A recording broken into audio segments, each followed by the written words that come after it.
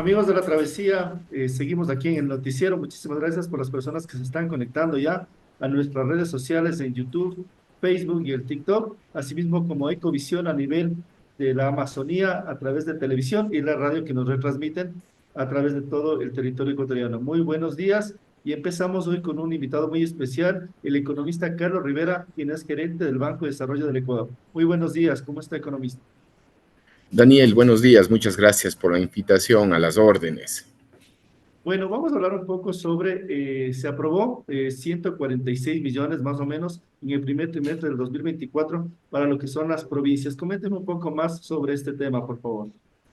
Mire, el Banco de Desarrollo como principal aliado, principal socio por el desarrollo con los gobiernos autónomos descentralizados, ha aprobado diferentes líneas de crédito por 147 millones de dólares, que es la segunda cifra más alta de la historia del banco, solamente superada por la observada el primer trimestre del 2015.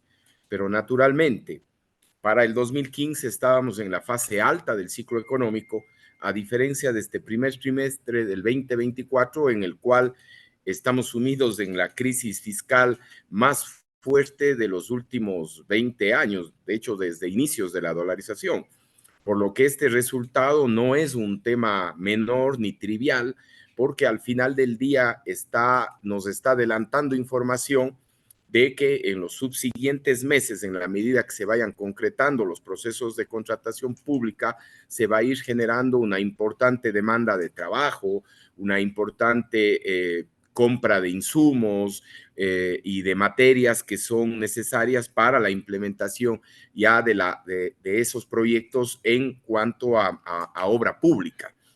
Entonces eso es un muy buen dinamizador de la economía y nos permite prever que se va a impulsar la tasa de inversión como elemento central para impulsar el crecimiento económico, que al final ese es el gran objetivo económico que tiene el programa de gobierno del presidente Daniel Noboa, que es romper ese patrón negativo de crecimiento que venimos desde el año 2015, con un crecimiento paupérrimo de 0.24%.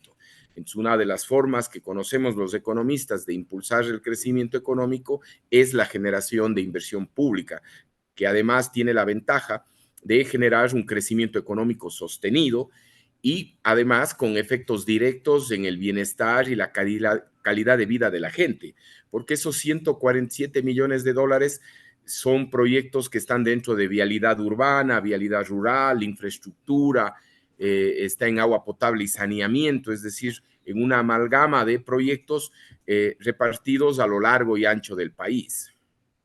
Coméntenos, por favor, estos créditos que se han realizado, ¿dónde se están focalizando? ¿En qué temas? Por ejemplo, algo estábamos revisando en el boletín de prensa en Cuenca, en el tema de movilidad, y que alrededor del Ecuador, pues, se está realizando para más o menos el beneficio de 7 millones de personas. Exactamente, mire, uno de los proyectos que usted efectivamente señala es el programa de movilidad urbana sostenible en la ciudad de Cuenca por cerca de 25 millones de dólares. Eso significa extensión y construcción de las ciclovías, la posibilidad de generar buses eléctricos en lugar de los buses a diésel, que tienen un impacto enorme en la mitigación del cambio climático y una generación de una movilidad urbana sostenible.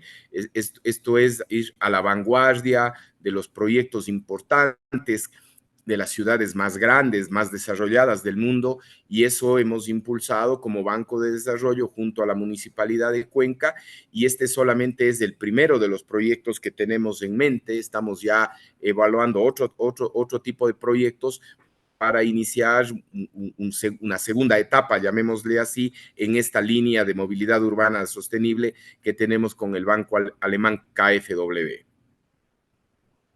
Estamos justamente, economista, transmitiendo a través de la señal abierta de lo que es televisión en la Amazonía desde el Lago Agrio. Coméntame también en esta ciudad.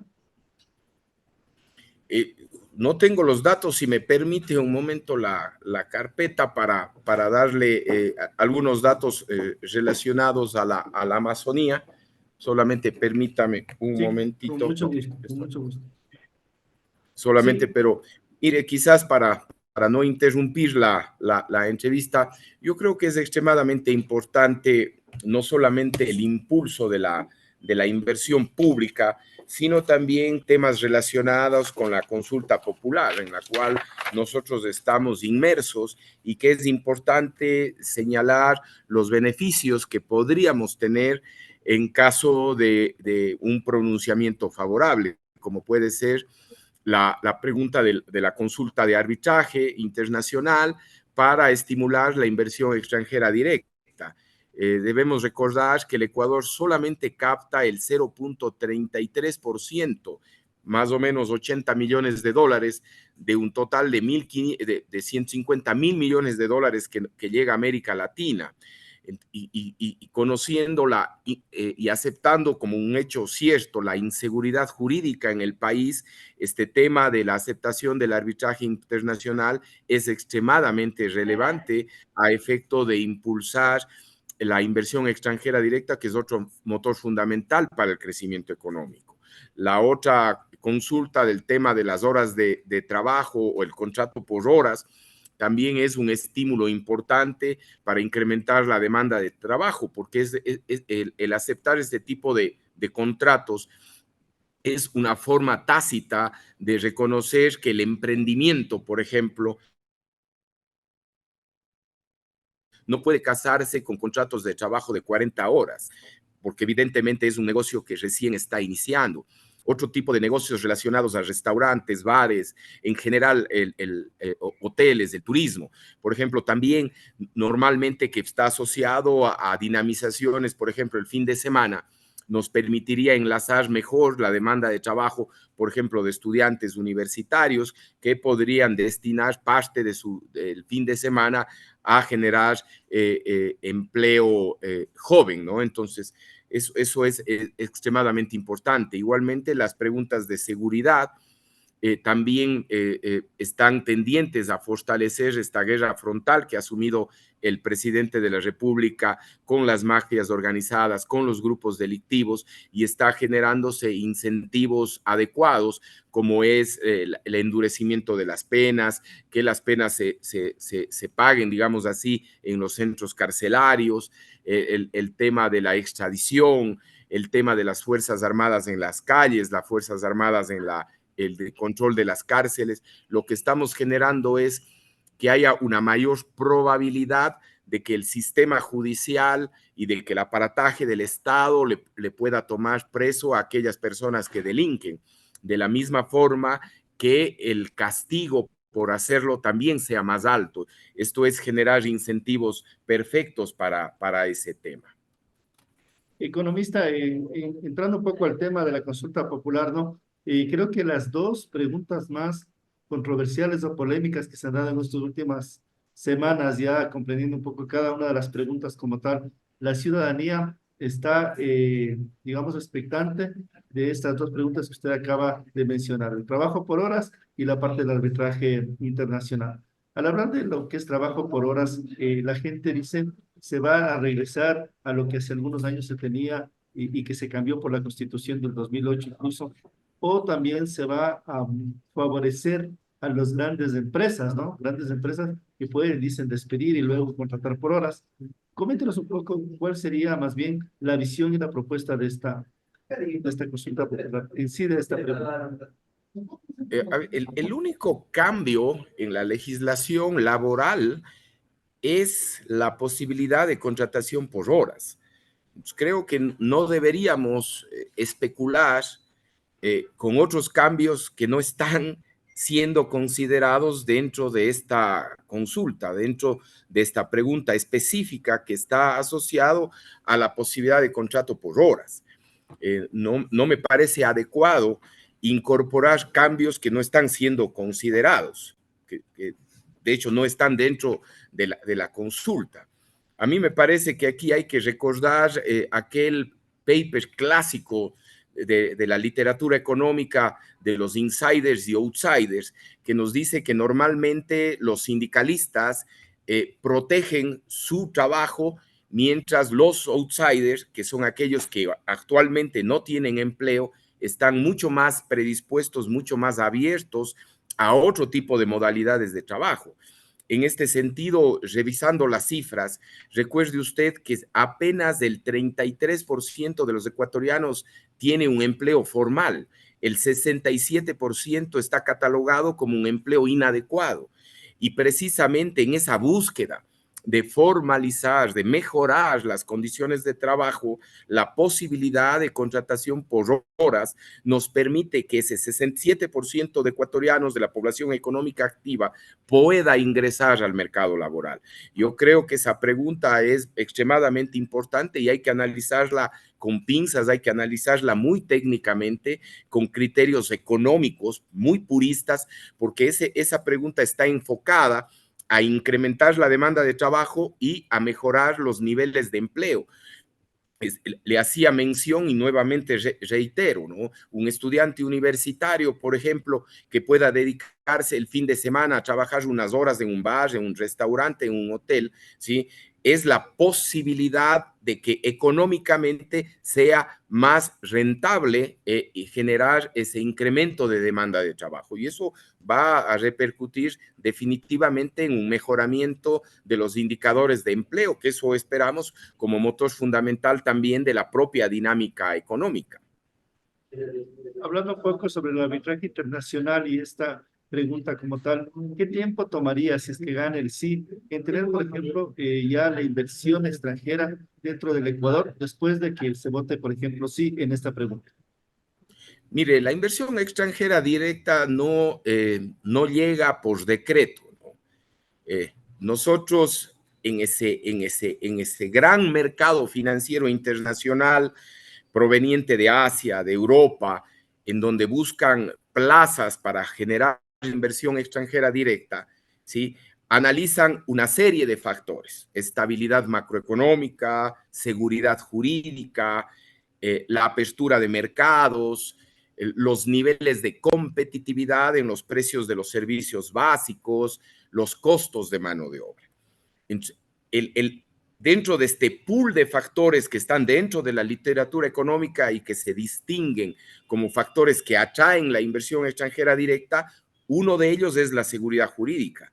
Y con esta pregunta estamos destrabando uno de los elementos que normalmente propiciarían el regreso de capitales y la generación de inversión extranjera directa.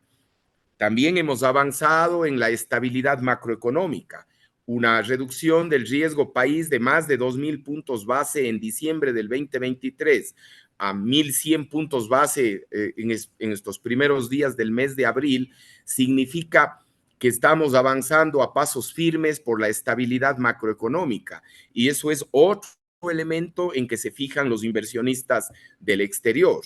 La apertura de mercados, tenemos también avanzando acuerdos de libre comercio con diferentes regiones del mundo y países del mundo. Entonces, estamos configurando un panorama mucho más certero para la inversión extranjera directa. Lo que nos interesa como país es despejar esa densa neblina que nos acompaña a nosotros y que no permiten que grandes aviones puedan desembarcar en los aeropuertos ecuatorianos.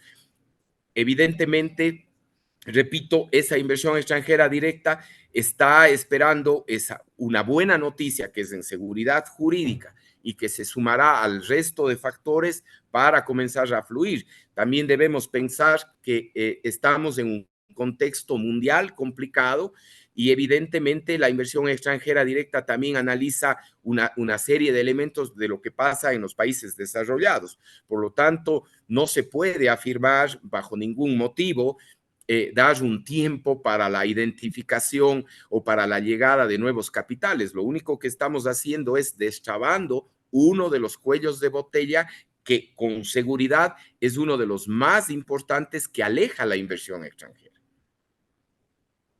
Economista, cuéntanos un poco, ya para ir terminando el tema de la entrevista, los 147 millones aproximadamente que se está realizando para lo que son como una inversión, un crédito hacia los GATS, cómo también se está trabajando con los organismos, por ejemplo, el COMAGA, con GOPE, la AME.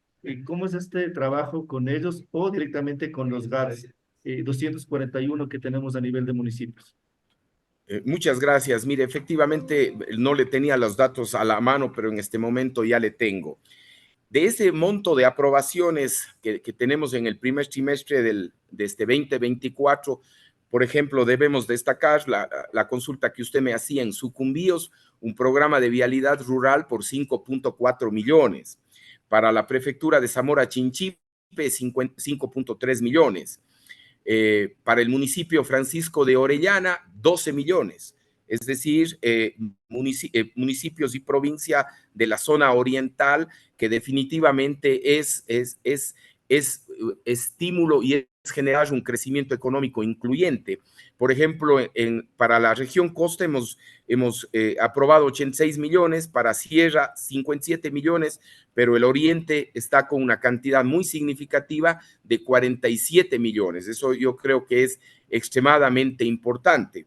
De hecho, la provincia de Orellana, sí, es una de las que más aprobaciones se han colocado en este primer trimestre con 15 millones.